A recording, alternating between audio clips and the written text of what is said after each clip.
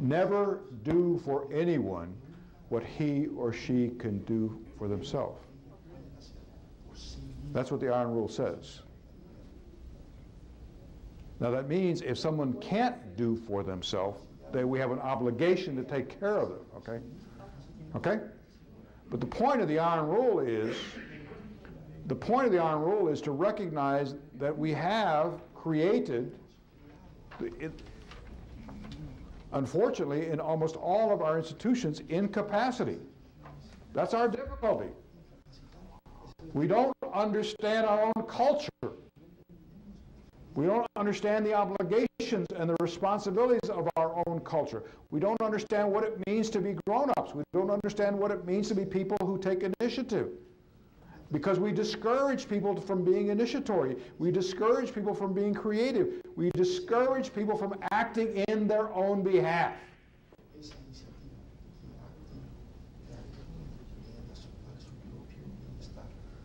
And not only do we discourage people from acting in their own behalf, we put up roadblocks, obstacles. We prevent people from coming together to act.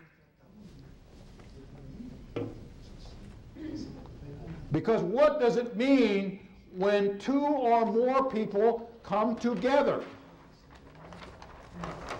When they come together with a plan, when they come together to initiate action, what does that mean and what does that create? Power. The definition of power is two or more people coming together with a plan. Now, we have institutions which prevent that, which discourage that, which ridicule that. We have cultures which ridicule that, prevent that, discourage that, so much so that we have even an adage, a saying that all of you know, and absolute power corrupts absolutely. Everybody knows that.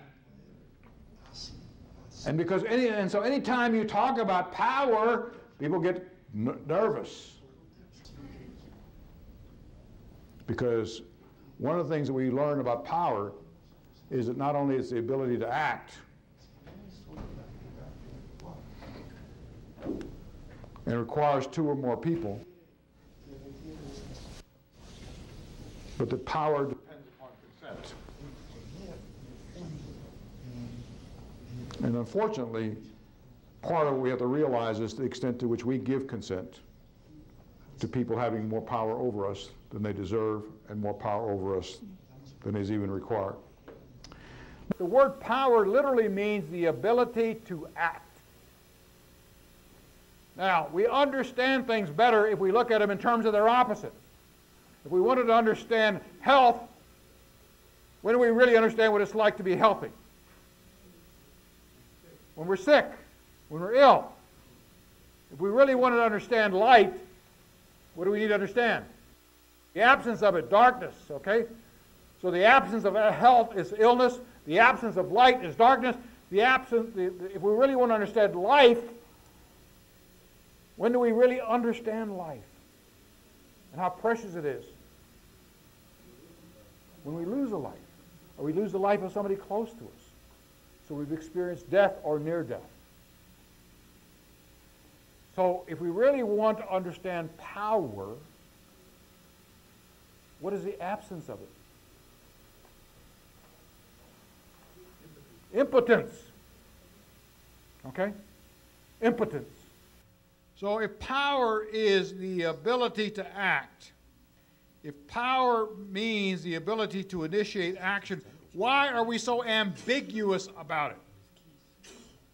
Because we've been acted on.